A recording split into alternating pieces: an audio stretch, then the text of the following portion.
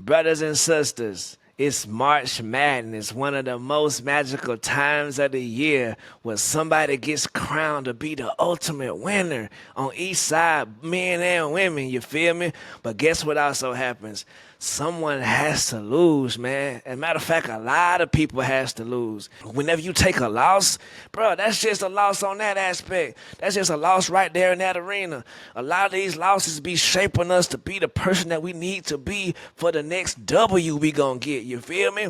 All the people who take losses in these tournaments, bro, you would never see them say, okay, cool, I quit now. Well, we lost. We didn't win a championship. I quit now. You don't see Steph Curry. They didn't win a championship last year. He didn't quit now. That boy just dropped 52 this year in a regular season game. So just remember out there when you going through life's ups and downs and catch an L here and there in life, bro, that L is really what, let that be a lesson. Turn that loss and make that stand for a lesson, you feel me? And keep it moving and push that to the agenda, to the front of the agenda for that next W you gonna get. Because, bro, somebody gotta win. And next time, why not be you? You feel me? So let's celebrate the L's because that's going to make us who we need to be to get them W's. You dig us?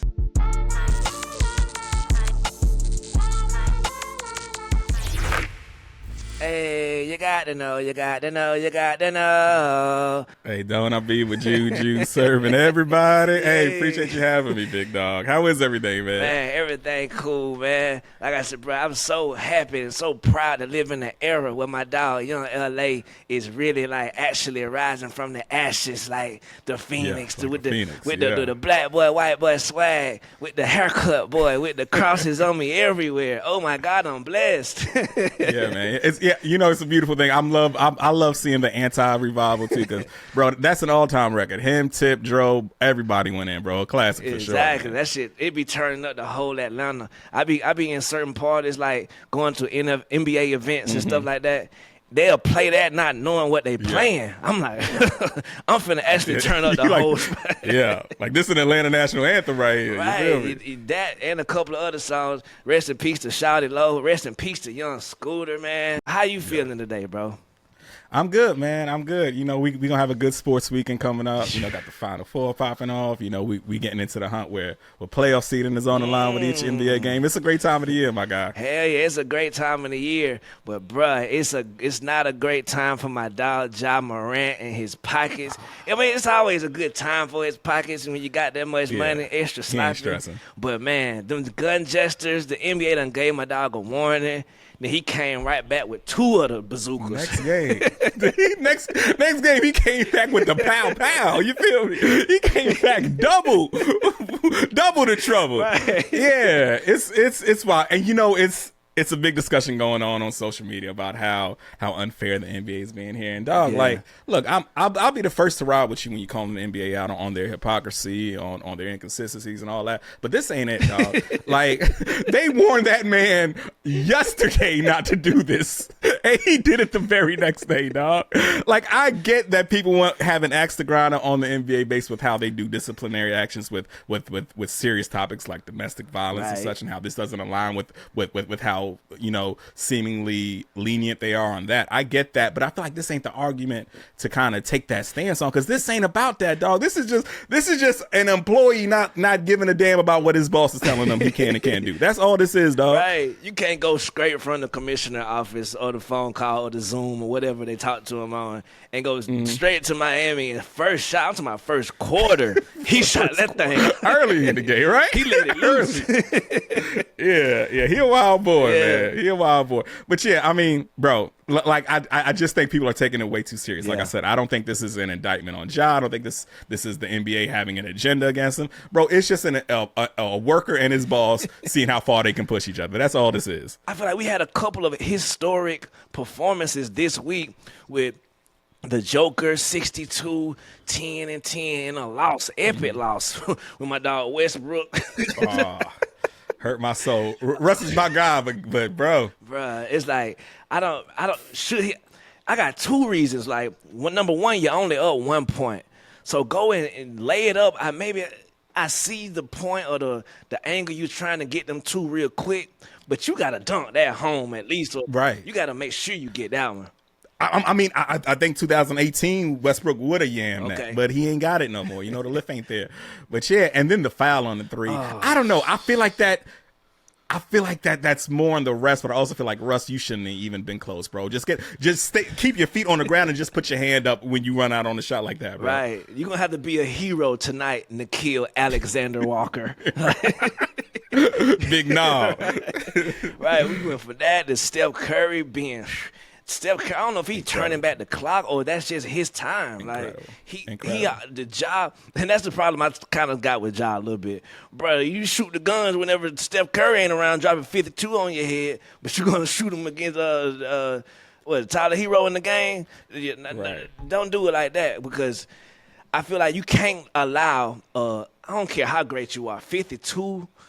When playoff seeding is this important to your team and that team, bruh, like, talk about how Steph Curry himself is like Jimmy Butler, the arrival. I never thought that they was going to look this good, this fast on that team. You feel me? Yeah. 37 years old and still incredible. Like, I always knew Steph's game was going to age great because it's a very low impact game, right? Like, his game revolves around him yanking you and getting space or running around the screen and getting space. Like, he's not a Russell Westbrook who we just described, who depended so much on that burst and that explosiveness, right? So I knew his game was going to age well. But for him to just be still just like a top 5 guy at 37 years old, it feels like, right? Like, that's unprecedented, man. You know who had an incredible performance last week that's not getting talked about enough, in my opinion? Giannis Antetokounmpo. Bruh put up, what was his stat line the other night? 100, 100, and 100. Bruh, no Dame time, no real help for real on that bench. Kind of weak roster a little bit if you squint, but bro putting up historical numbers, dog. I don't think he get the respect he deserve in this day and age. What you think, bro? I totally agree. He had a 20 assist game. I think it was 50, 21, 16 was 50, 16, 21 was the stat line. Right. Just bro, like I just don't understand why there isn't more talk around Giannis. Yeah.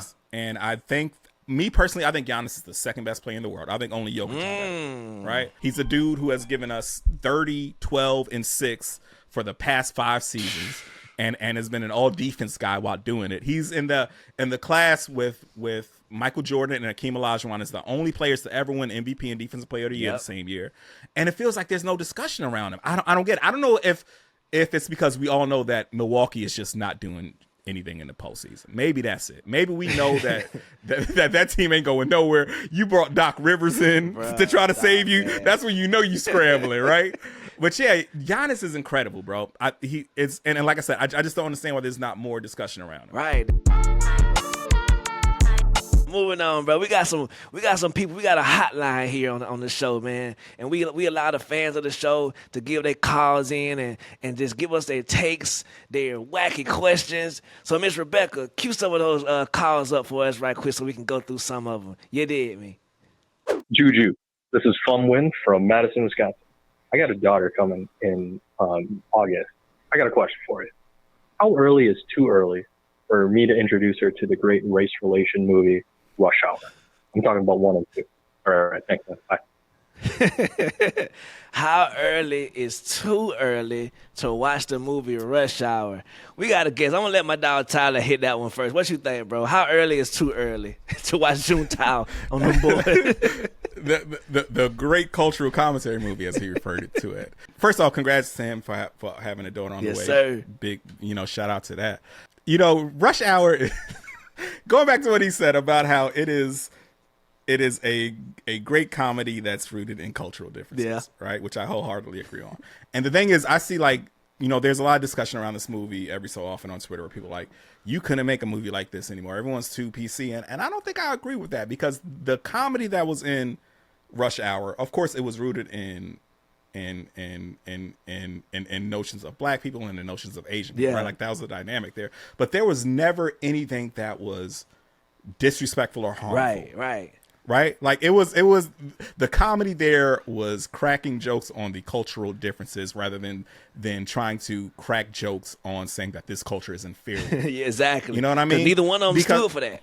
Yeah, exactly that. Like you'll see people out here, being like, oh, what happened to freedom of speech? What we can't, make jokes about black people anymore. It's like, bro, the jokes you're making are, for one, they're not funny, and two, they're tired. It's jokes have been here in the last 60 years. Like, you're really out here fighting for your right to make jokes about like watermelon and fried chicken. Right. Like, there's nothing funny there. There's nothing insightful there. Like, for one, we're over it, and two, it's not funny, right. and three, it's coming from a place of disrespect, right, which the jokes in Rush Hour did not come from. Right. You know what I mean? So yeah, there for sure can be a new like buddy cop movie with where the jokes are rooted in the differences of cultures and ethnicities and such, but the jokes have to come from a place of genuine goodwill and not disrespectful, trying to put people down, which is what Rush Hour jokes were never rooted in. Exactly. You know what I mean? So I think that there can for sure be a movie that emulates the model of Rush Hour in today's modern political climate, or whatever you want to call it. Exactly. And that's how I feel too. You feel me? Like, bruh,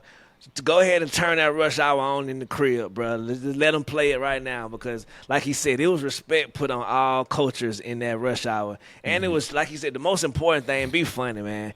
Don't be fighting out here. Don't be out here trying to fight for the right to say what they got to say, and don't be a damn lick of funny, bro. Be funny. It be some old-ass, tired-ass 1932 jokes that we've been hearing for 100 years. Right. It's like, bro, you are not fighting for the right of comedy to be, insightful commentary. You're fighting for the right to say tired, old, recycled racist shit. Right. You know what I mean? And we can't ride with that. Right? You feel me? Yeah, so yeah, man. Just go ahead and turn them on, man. My mom and dad let me watch Friday, and I think I was too young. I went to the movie I had that theater. on VHS, dog. Yeah. I had that on VHS that summer, and me and my brother and my homie wore that shit into the ground, dog. Yeah. Hell yeah, brother.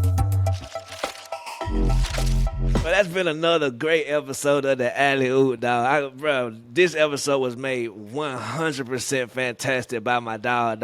Like, check them out on Jenkins and Jones. You feel me? Yeah, one of the best podcasts out there with flavor, with us. You feel me? Come on, bro. Tell them, folks. You got anything you want to say before we get out of here?